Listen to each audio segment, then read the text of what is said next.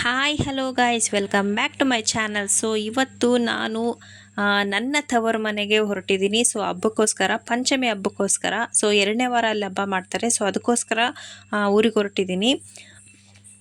So ತುಂಬಾ ಖುಷಿಯಾಗಿದ್ದೀನಿ. ಎಲ್ಲ ಹೆಣ್ಮಕ್ಳು ಅಷ್ಟೇ ಅಲ್ವಾ, ತವ್ರ ಮನೆಗೆ ಹೊರಟಿದ್ದಾರೆ ಅಂದರೆ ತುಂಬಾ ಖುಷಿಯಾಗಿರ್ತಾರೆ. ಗಂಡನ ಮನೆಯಲ್ಲಿ ಎಷ್ಟೇ ಸುಖವಾಗಿದ್ರೂ ತವ್ರ ಮನೆ ಮೇಲಿನ ಪ್ರೀತಿ ಯಾವತ್ತೂ ಕಡಿಮೆ ಆಗಲ್ಲ. ನಾನು ಮತ್ತು ನನ್ನ ಮಗಳು ಅಮ್ಮು ಹೊರಟಿದ್ವಿ. ಸೊ ನನ್ನ ಚಿಕ್ಕ ಮಗಳು ಬರ್ತಾ ಇಲ್ಲ. ಸೊ ಅವ್ರ ಅಜ್ಜಿ ಬಿಟ್ಟು ಬರ್ತಾ ಇಲ್ಲ. ಸೊ ಅದಕ್ಕೋಸ್ಕರನೇ ಅವಳನ್ನ ಬಿಟ್ಟು ಹೊರಟಿದ್ವಿ. ನಮ್ಮ ಮನೆಯವರು ನಮ್ಮನ್ನು ಬಿಟ್ಟು ಬರೋದಕ್ಕೆ ಅಂತ ಬರ್ತಾ ಇದ್ದಾರೆ. ಊರಿಗೆ ಹೊರಟಾಗ ಖುಷಿಯಿಂದ ಬೇಗ ರೆಡಿಯಾಗಿ ಹೊರಟ್ಬಿಡ್ತೀಯ, ಆ ಕಡೆಯಿಂದ ಬರಬೇಕಾದ್ರೆ ಫುಲ್ ಡಲ್ ಆಗಿರ್ತೀಯ ಅಂತ ನಮ್ಮ ಮನೆಯವ್ರು ಯಾವಾಗಲೂ ರೇಗಿಸ್ತಾ ಇರ್ತಾರೆ. ಬಟ್ ಎಲ್ಲ ಹೆಣ್ಮಕ್ಳು ಅಷ್ಟೇ ಅಲ್ವಾ. ನನ್ನ ಮಗಳದ್ದು ಇವಾಗ 3 ಡೇಸ್ ರಜೆ ಆಗುತ್ತೆ ಸ್ಕೂಲು. ನೋಡಿ ನಮ್ಮ ಮನೆಯವ್ರು ಏನೋ ರೇಗಿಸ್ತಾ ಇದ್ದಾರೆ. ಅದೇ ಫ್ರೆಂಡ್ಸ್, ನಾನು ಯಾಮಾರ ಜಾಗಕ್ಕೆ ಬಿಡಕ್ಕೆ ಹೋಗ್ತಾ ಇದ್ದೀನಿ. ತಿರುಗಿಸ್ಬೇಕು.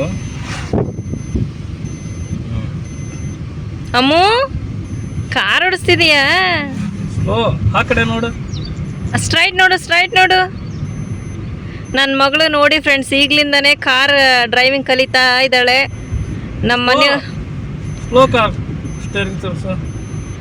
ಮನೆಯವ್ರು ನನಗೆ ಕಲಿಸೋ ಅಂದ್ರೆ ಕಲಿಸ್ತಾ ಇಲ್ಲ, ಮಗಳೇ ಕಲಿಸ್ತಾ ಇದ್ದಾರೆ.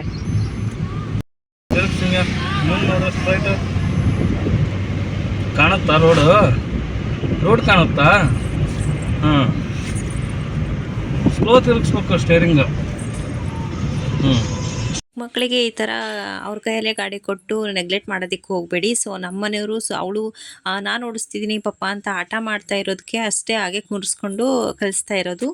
ನನ್ನ ಚಿಕ್ಕ ಮಕ್ಕಳನ್ನ ಬಿಟ್ಟು ಬಂದಿರೋದಕ್ಕೆ ಬೇಜಾರಾಗ್ತಾ ಇದೆ. ಅಲ್ಲಿ ಬಿಟ್ಟು ಬರುವಾಗ ಏನೂ ಅನಿಸ್ಲಿಲ್ಲ, ಇವಾಗ ತುಂಬಾ ಫೀಲ್ ಆಗ್ತಾ ಇದೆ ಕಾರಲ್ಲಿ ಬಿಟ್ಟು ಬಂದುಬಿಟ್ಟೆ ಅಂತ. ಬಟ್ ಏನು ಮಾಡೋದು, ಅವಳು ಅಜ್ಜಿ ಬಿಟ್ಟು ಬರೋದೇ ಇಲ್ಲ. ಎಲ್ಲಾದರೂ ಊರಿಗೆ ಕರ್ಕೊಂಡು ಹೋದರೆ ಅಳ್ತಾನೆ ಇರ್ತಾಳೆ, ಸರಿಯಾಗಿ ಊಟ ಮಾಡಲ್ಲ. ಸೊ ಅದಕ್ಕೋಸ್ಕರ ಬಿಟ್ಟು ಬಂದಿದ್ದು ಅಷ್ಟೇ. ನನ್ನ ತವರು ಮನೆ ಹೋಮ್ ಟೂರ್ ಇವತ್ತು ಮಾಡೋಣ ಅಂತ ಅಂದ್ಕೊಂಡಿದ್ದೀನಿ. ತೋರಿಸ್ತೀನಿ ನನ್ನ ತವ್ರ ಮನೆ ಹೇಗಿದೆ ಅಂತ ನಿಮಗೆ. ಅವರು ಮನೆ ಕಟ್ಕೊಂಡು ಇವಾಗ ಒಂದು 7 ಇಯರ್ಸ್ ಏನೋ ಆಯಿತು. ಹಳ್ಳಿ ಲೈಫ್ ಅಂದ್ರೇ ಏನೋ ಒಂಥರ ಚಂದ. ತೋಟ, ದನ ಕರುಗಳು, ಹಬ್ಬ ಹರಿದಿನಗಳನ್ನು ವಿಶೇಷವಾಗಿ ಆಚರಿಸ್ತಾರೆ. ಆಮೇಲೆ ಹಳ್ಳಿಗಳಲ್ಲಿ ಪ್ರೀತಿ ಬಾಂಧವ್ಯ ಕೂಡ ಹೆಚ್ಚಾಗಿರುತ್ತೆ. ಪ್ರೀತಿ ಸಂಬಂಧಕ್ಕೆ ಹೆಚ್ಚು ಬೆಲೆ ಕೊಡ್ತಾರೆ. ಮಾನವೀಯತೆ ಉಳಿದಿದೆ ಅಂದರೆ ಅದು ಹೆಚ್ಚಾಗಿ ಇನ್ನೂ ಹಳ್ಳಿಗಳಲ್ಲಿ ಮಾತ್ರ.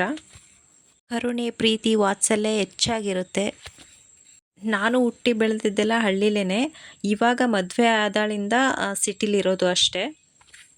ನನ್ನ ತವರು ಮನೆ ಬಂದು ದಾವಣಗೆರೆ ಡಿಸ್ಟಿಕ್ ಮುದಹದಡಿ ಅಂತ. ಅದು ದಾವಣಗೆರೆಗೆ ಒಂದು 12 ಕಿಲೋಮೀಟರ್ ಆಗುತ್ತೆ ಅಷ್ಟೇ. ಸೊ ನೋಡಿ ಫ್ರೆಂಡ್ಸ್, ಇದು ನಂದಿಗುಡಿ, ಹರಿಹರ ತಾಲೂಕು ನಂದಿಗುಡಿ ಹೊಳೆ. ಇದು ಮಳೆಗೆ ನೋಡಿ ಎಷ್ಟೊಂದು ನೀರು ಬಂದುಬಿಟ್ಟಿದೆ ಅಂತ. ಇಲ್ಲಿ ನಂದಿಗುಡಿಲಿ ನಂದೀಶ್ವರ ದೇವರು ಫೇಮಸ್. ನನ್ನ ತವರು ಮನೆ ದೇವ್ರು ಕೂಡ ಹೌದು ಇದು. ನೋಡಿ ನಮ್ಮ ಮನೆಯವರು ಟೈಮ್ ಪಾಸ್ಗೆ ಅಂತ ಚಿಪ್ಸ್ ತಂದು ಕೊಟ್ಟರು. ಅದಕ್ಕೆ ಚಿಪ್ಸ್ ತಿನ್ಕೊಂತ ಹೋಗ್ತಾ ಇದ್ದೀವಿ ಕಾರಲ್ಲಿ. ರಟ್ಟಹಳ್ಳಿಯಿಂದ ಮುದಹದಡಿಗೆ 50 ಕಿಲೋಮೀಟರ್ಸ್ ಆಗುತ್ತೆ. ಈಗ ಇದು ಜರಕಟ್ಟೆ ರೋಡು. ಜರಕಟ್ಟೆಯಿಂದ ನಮ್ಮೂರು ಮುದಹದಡಿಗೆ 2 ಕಿಲೋಮೀಟರ್ ಆಗುತ್ತೆ ಅಷ್ಟೇ. ಸೊ ಜರಕಟ್ಟೆ ಬಂತಂದರೆ ಫುಲ್ ಖುಷಿ, ಇನ್ನೇನು ಊರು ಬಂದುಬಿಡ್ತು ಅಂತ. ನೋಡಿ ಎಲ್ಲರೂ ಅಲ್ಲೇ ಭತ್ತ ಹಚ್ಚಿದ್ದಾರೆ.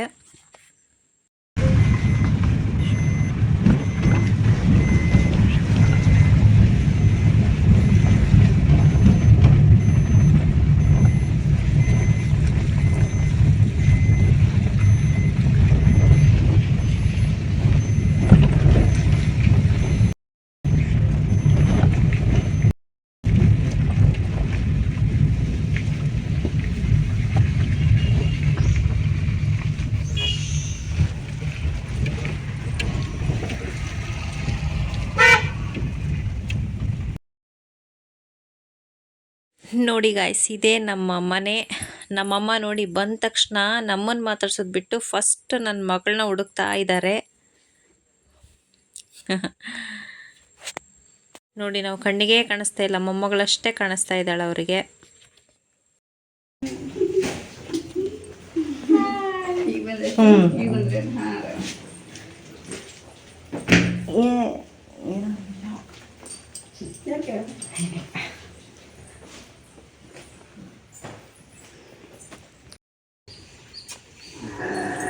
ನಮಸ್ಕಾರ ರೀ.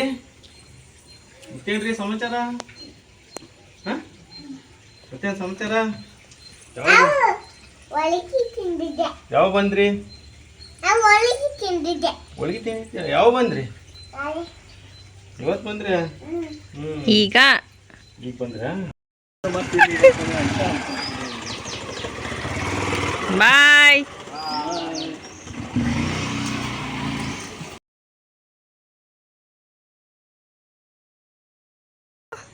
ನನ್ನ ಹತ್ರ ಬರಲ್ಲ. ಹಾಂ, ಅಜ್ಜಿ ಬಿಟ್ಟು ಬರಲ್ಲ ನೀನು? ಇಲ್ಲ.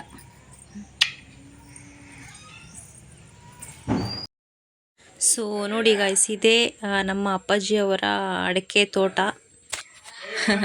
ಸೊ ಫಸ್ಟು ಇದೆಲ್ಲ ನಮ್ಮ ತೋಟ ಅಂತಲೇ ಇದ್ದಿದೆ. ಇವಾಗ ನೋಡಿ ನಮ್ಮ ಅಪ್ಪಾಜಿಯವರ ಅಡಿಕೆ ತೋಟ ಅಂತ ಇದ್ದೀನಿ. ಸೊ ಹಾಗೆ ಅಲ್ವಾ, ಮದುವೆ ಆದಮೇಲೆ ನಾನು 5th ಓದಬೇಕಾದ್ರೆ ಹಾಕಿದ್ದು ಇದು ಅಡಿಕೆ ತೋಟ. ಅಲ್ಲೇ ಫಲಕ್ಕೆ ಬಂದು ತುಂಬಾ ವರ್ಷ ಆಗಿದೆ.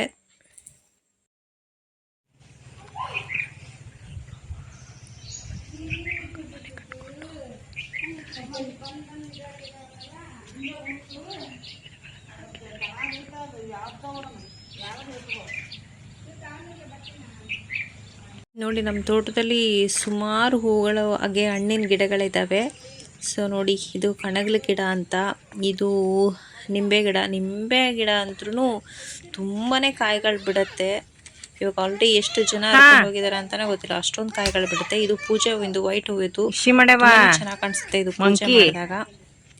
ಇದು ಎನಿ ಟೈಮ್ ಹೂವಿರುತ್ತೆ. ಇದು ದಾಳಿಂಬೆ ಹಣ್ಣಿನ ಗಿಡ. ಇದು ಒಂಥರ ದಾಸವಾಳ ಹೂವು ನೋಡಿ. ಇದು ನಿಂಬೆಹಣ್ಣು ನೋಡಿ, ಆಲ್ರೆಡಿ ಎಷ್ಟೊಂದು ಕಾಯಿಗಳಿದ್ದಾವೆ ಅಂತ.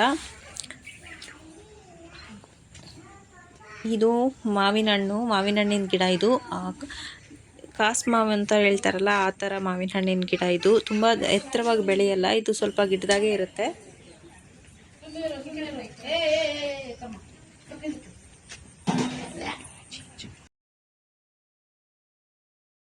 ಸೊ ನೋಡಿ, ಈ ಹೂವು, ಇದ್ರ ಬಗ್ಗೆ ಆಲ್ರೆಡಿ ಒಂದು ವಿಡಿಯೋದಲ್ಲಿ ನಿಮಗೆ ಎಕ್ಸ್ಪ್ಲೇನ್ ಮಾಡಿದ್ದೆ. ಸೊ ಬನ್ನಿ, ಇವಾಗ ಮನೆ ಹೇಗಿದೆ ಅಂತ ನಿಮಗೆ ತೋರಿಸ್ತಾ ಹೋಗ್ತೀನಿ, ಬನ್ನಿ. ಸೊ ನೋಡಿ, ಇದಕ್ಕೆ ಯಾವುದೇ ರೀತಿಯ ಇಂಜಿನಿಯರ್ ಸ್ಕೆಚ್ ಏನೂ ಇಲ್ಲ. ನಾವೇ ಕೂಡ ಯಾವ ಥರ ಇರಬೇಕು ಅಂತ ಐಡಿಯಾ ಮಾಡಿ ಹಾಗೆ ಕಟ್ಸಿರೋದು ಅಷ್ಟೇ. ಸೊ ನೋಡಿ, ಇದು ಎಂಟ್ರೆನ್ಸ್ ನೋಡಿ, ವೆಲ್ಕಮ್ ಅಂತ ಬರ್ತಿದ್ದಾರೆ ಪೇಂಟಲ್ಲಿ. 2 ಬೆಡ್ರೂಮ್ಸ್ ಇದೆ. ಇದು ಫಸ್ಟ್ನೇ ಬೆಡ್ರೂಮ್. ಇದು ನಮ್ಮಣ್ಣ ಹಾಗೆ ಅತ್ತಿಗೆ ಬೆಡ್ರೂಮ್ ಇದು. ಸೊ ಫಸ್ಟು ಇದು ನಮ್ಮ ಅಣ್ಣನ ಬೆಡ್ರೂಮ್ ಆಗಿತ್ತು, ಇವಾಗ ಅತ್ತಿಗೆ ಹ್ಯಾಡ್ ಆಗಿದ್ದಾರೆ. ಸೊ ಇದು ಹಾಲು, ಅದು ನಮ್ಮ ಟಾಮಿ. ಇದು ಇಲ್ಲಿ ಫುಲ್ ಸೋಫಾ ಸೆಟ್ ಎಲ್ಲ ಇಟ್ಟಿದ್ದಾರೆ. ಇದು ನೋಡಿ, ಇದು ನಾನು ಫ್ಲಿಪ್ಕಾರ್ಟಲ್ಲಿ ಆರ್ಡ್ರ್ ಮಾಡಿದ್ದು ಟ್ರೀಸ್, ಅದು ಸ್ಟಿಕ್ಕರು ತುಂಬಾ ಚೆನ್ನಾಗಿ ಬಂದಿದೆ. ನೋಡೋದಕ್ಕೆ ತುಂಬಾ ಚೆನ್ನಾಗಿ ಕಾಣಿಸುತ್ತೆ ನೋಡಿ. ನಮ್ಮ ಮದುವೆದು ಹಾಕಿದ್ದಾರೆ. ಇದು ನಮ್ಮ ಅಣ್ಣ ಹಾಗೂ ಅತ್ತಿಗೆ ಫೋಟೋ. ಅವ್ರ ಮದುವೆ ಟೈಮಲ್ಲಿ ನಾವೇ ಹೋಗಿ ಫೋಟೋಶೂಟ್ ಮಾಡ್ಕೊಂಬಂದಿದ್ವಿ. ಆ ಫೋಟೋಸ್ನ ಹಾಗೆ ಫ್ರೇಮ್ ಮಾಡಿ ಹಾಕಿರೋದು. ಇದು ನೋಡಿ, ಇದು ಫೋಟೋ ನಾನು ಮದುವೆಗಿನ ಮುಂಚೆ ನಮ್ಮ ದೊಡ್ಡಮ್ಮನ ಮಗನ ಮದುವೆಯಲ್ಲಿ ತೆಗೆಸಿದಂತಹ ಫೋಟೋ. ನನಗೆ ತುಂಬಾ ಫೇವ್ರೆಟ್ ಈ ಫೋಟೋ, ಅದಕ್ಕೋಸ್ಕರ ಫ್ರೇಮ್ ಹಾಕಿ ಇಡ್ಸಿದ್ದೆ. ಸೊ ನೆಕ್ಸ್ಟ್ ಬಂದರೆ ಇದು T V, 32 inches T V ಇದು. ಇದು ಶೋಕೇಸ್ ಪೂರ್ತಿ ಫುಲ್ ಆಗಿಬಿಟ್ಟಿದೆ. ಇದು ನೋಡಿ, ಇದು ಫೋಟೋಸ್. ಇದು ಕೂಡ ನಾನು ಮದುವೆಗಿನ ಮುಂಚೆ ತೆಗೆಸಿದಂತಹ ಫೋಟೋಸ್. ಇದು ಹಾಗೆ ಸುಮ್ಮನೆ ಅನ್ಎಕ್ಸ್ಪೆಕ್ಟೆಡ್ ಆಗಿ ತೆಗೆದಿರೋ ಫೋಟೋಸು, ಫೋಸ್ ಕೊಟ್ಟು ತೆಗೆದಿರೋ ಫೋಟೋ ಅಲ್ಲ. ಆದರೂ ನೋಡಿ ಎಷ್ಟು ಚೆನ್ನಾಗಿ ಬಂದಿದೆ ಅಂತ. ಇವೆಲ್ಲ ನನ್ನ ಮದುವೆಗೆ ಹಾಗೂ ನಮ್ಮ ಅಣ್ಣನ ಮದುವೆಗೆ ಗಿಫ್ಟಾಗಿ ಬಂದಿರೋವು ರಾಧಾಕೃಷ್ಣ ಫೋಟೋಸ್ ಎಲ್ಲ ದೇವ್ರ ಫೋಟೋಸ್ಗಳು. ಇದು ನೋಡಿ, ನಮ್ಮ ಫ್ಯಾಮಿಲಿ ಫೋಟೋಸ್ ಎಲ್ಲ ಹಾಕಿದ್ದೀವಿ ಇದರಲ್ಲಿ. ನಮ್ಮ ಅಪ್ಪಾಜಿ ಅಮ್ಮನ ಫೋಟೋ, ಹಾಗೆ ನಮ್ಮಣ್ಣ. ಇದು ನೋಡಿ, ನಾನು ಎಲ್ಲ ಹಳೆ ಫೋಟೋಸ್ಗಳು. ನಾನೇ ಇವನ್ನ ಫ್ರೇಮ್ ಹಾಕಿಟ್ಟಿದ್ದೆ. ಹಾಗೆಯೇ ಇದು ಕೂಡ ಗಿಫ್ಟಾಗಿ ಬಂದಿತ್ತು. ಸೊ ಅದರಲ್ಲಿ ಫೋಟೋಸ್ ಹಾಕಿ ಇಟ್ಟಿದ್ದೆ. ಇದು ನೋಡಿ, ನಾನು 4th ಸ್ಟ್ಯಾಂಡರ್ಡ್ ಇದ್ದಾಗ ತೆಗೆಸಿದಂತಹ ಫೋಟೋ. ತುಂಬಾ ಕ್ಯೂಟ್ ಅನಿಸುತ್ತೆ ನನಗೆ ನಾನೇ ನೋಡ್ಕೊಂಡಾಗ. ಸೊ ಇದು ನಮ್ಮ ಅಜ್ಜ ಹಾಗೂ ಅಜ್ಜಿ, ನಮ್ಮ ಅಪ್ಪಾಜಿಯ ಅಪ್ಪ ಅಮ್ಮ. ಅವ್ರಿವಾಗಿಲ್ಲ. ಸೊ ನೆಕ್ಸ್ಟ್ ಬಂದರೆ ಇನ್ನೊಂದು ಬೆಡ್ರೂಮ್. ಇದು ನೋಡಿ, ಇದು ನಮ್ಮ ಅಪ್ಪಾಜಿ ಅಮ್ಮನ ಬೆಡ್ರೂಮ್. ಇದು ನಾನು ಬಂದರೆ ಇದು ನನ್ನ ಬೆಡ್ರೂಮೇ, ನಾನು ಹೋಗೋವರೆಗೂ ಇದೆ ನನ್ನ ಬೆಡ್ರೂಮ್. ಸೊ ನೆಕ್ಸ್ಟ್ ಬಂದರೆ ದೇವರ ಮನೆ ಇದೆ. ಅವಾಗ ತಾನೇ ಪೂಜೆ ಮಾಡಿದ್ದಾರೆ ಅನಿಸುತ್ತೆ ನೋಡಿ.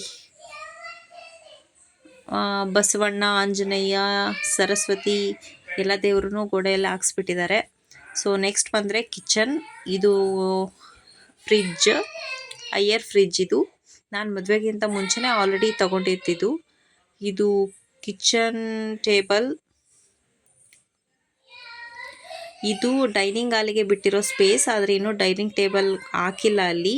ಸೊ ಇದು ನೋಡಿ ನಮ್ಮ ಕಿಚನ್. ನಮ್ಮಮ್ಮ ಈಗ ಸ್ಟೋನ್ ಬಾಕ್ಸ್ಗಳು ಇಟ್ಟಿದ್ದಾರೆ ಅಂತ, ಆದರೆ ಇನ್ನೂ ಕೂಡ ತೆಗೆದಿಟ್ಟಿದ್ದಾರೆ, ವಾಶ್ ಮಾಡೋಕ್ಕಾಗೋದಿಲ್ಲ ಅಂತ ಹೇಳಿಬಿಟ್ಟು. ಸೊ ಎಷ್ಟು ಬೇಕೋ ಅಷ್ಟನ್ನು ಮಾತ್ರ ಇಟ್ಕೊಂಡಿದ್ದಾರೆ. ಇಲ್ಲಿ ಡೈನಿಂಗ್ ಟೇಬಲ್ ಇಡಬೇಕು, ಅದಕ್ಕೋಸ್ಕರ ಸ್ಪೇಸ್ ಬಿಟ್ಟಿರೋದು. ನೆಕ್ಸ್ಟ್ ಬಂದರೆ ಬಾತ್ರೂಮ್ ಹಾಗೆ ಬೈಲರ್. ಇಷ್ಟು ನಮ್ಮ ಮನೆ. ಇವಾಗ ನೋಡಿ, ಇದು ನಮ್ಮ ದನಗಳ ಕೊಟ್ಟಿಗೆ. ನಮ್ಮ ತವ್ರ ಮನೆಯಲ್ಲಿ ಎನಿ ಟೈಮ್ ಆಕಳ ಕರುಗಳು ಇದ್ದೇ ಇರ್ತವೆ. ಒಂದು ಎಮ್ಮೆ, ಒಂದು ಆಕಳು ಹಾಗೆ ಒಂದು ಕರ ಇದೆ. ಮುಂಚೆ ಸ್ವಲ್ಪ ಜಾಸ್ತಿನೇ ಇದ್ವು, ಇವಾಗ ಸ್ವಲ್ಪ ಕಡಿಮೆ ಮಾಡ್ಕೊಂಡಿದ್ದಾರೆ.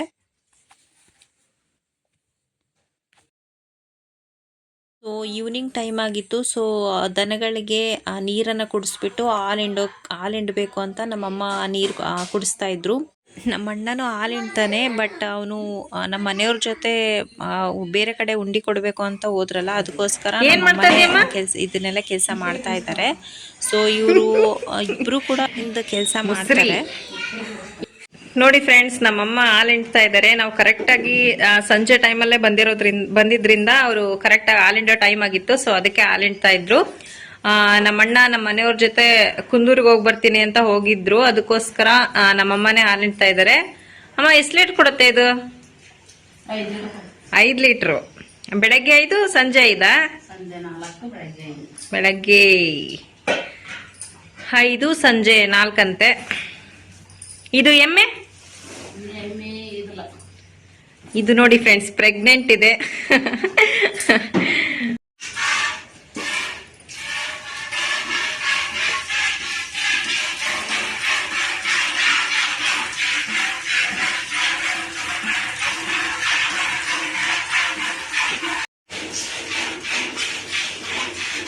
ನೋಡಿ ನನ್ನ ಮಮ್ಮ ಎಷ್ಟು ಫುಲ್ ಸರ್ವಿಸ್ ಇದ್ದಾರೆ. ನನಗಂತೂ ಹಾಲಿಂಡಕ್ಕೆ ಬರಲ್ಲ, ಅವ್ರು ನನಗೆ ಕಲಿಸ್ಲೇ ಇಲ್ಲ. ಏನು ಮಾಡೋದು?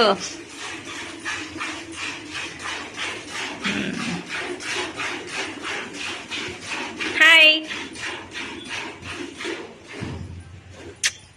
ಗೋಮಾತೆ. ಬೆಳಗ್ಗೆ ಎದ್ದ ತಕ್ಷಣ ಆಕಳನ್ನ ಮುಟ್ಟಿ ನಮಸ್ಕಾರ ಮಾಡೋದ್ರಿಂದ ತುಂಬಾನೇ ಒಳ್ಳೇದಾಗುತ್ತಂತೆ. ಆಕಳಲ್ಲಿ ಮುಕ್ಕೋಟಿ ದೇವತೆಗಳು ನೆಲೆಸಿರ್ತಾರೆ. ಸೊ ಓಕೆ, ಇವಾಗ ನೈಟ್ ಅಡುಗೆಗೆ ಅಂತ ನಮ್ಮಮ್ಮ ಅವರೆಕಾಳು ಸುಲಿತಾ ಇದ್ರು. ಸೊ ನಾನು ಕೂಡ ಜಾಯ್ನ್ ಆದೆ.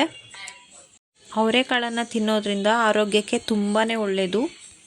ಅವರೆಕಾಳಲ್ಲಿ ವಿಟಮಿನ್ ಬಿ ಇರೋದ್ರಿಂದ ದೇಹಕ್ಕೆ ಶಕ್ತಿಯನ್ನು ಕೊಡುತ್ತೆ, ಹಾಗೆ ಮೆದುಳಿನ ಆರೋಗ್ಯವನ್ನು ಕಾಪಾಡುತ್ತೆ. ಹಾಗೆ ನರ ಸಮಸ್ಯೆಗಳಿರೋರಿಗೆ ಇದು ತುಂಬಾ ರಾಮಬಾಣವಾಗಿ ಕೆಲಸ ಮಾಡುತ್ತೆ. ಅವರೆಕಾಳಲ್ಲಿ ಮೆಗ್ನೀಷಿಯಮ್ ಇರೋದ್ರಿಂದ ರಾತ್ರಿ ಹೊತ್ತು ಇದನ್ನು ತಿನ್ನೋದ್ರಿಂದ ಆರಾಮಾಗಿ ನಿದ್ದೆ ಮಾಡ್ಬೋದು. ನಿದ್ರಾಹೀನತೆಯನ್ನು ತಡೆಗಟ್ಟುತ್ತೆ ಅಂತ ಹೇಳ್ತಾ ಇವತ್ತಿನ ವ್ಲಾಗ್ನ ಮುಗಿಸ್ತಾ ಇದ್ದೀನಿ. ಓಕೆ ಫ್ರೆಂಡ್ಸ್, ಟೇಕ್ ಕೇರ್, ಬಾಯ್ ಬಾಯ್.